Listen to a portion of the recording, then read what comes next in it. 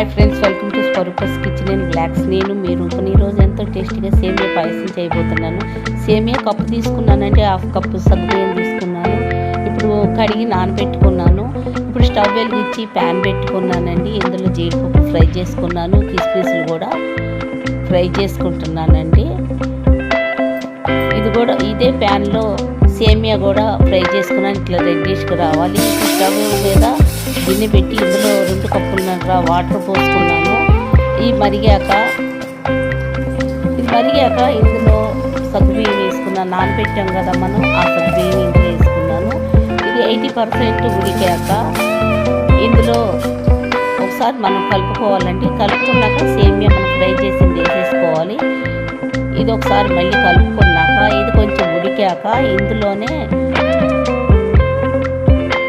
బెల్లం, మనం తురిమి పెట్టుకున్న బెల్లం ఉంది కదండి, అది కూడా ఇందులో వేసుకున్నాను. కప్పుకి కప్పు బెల్లం తీసుకున్నాను.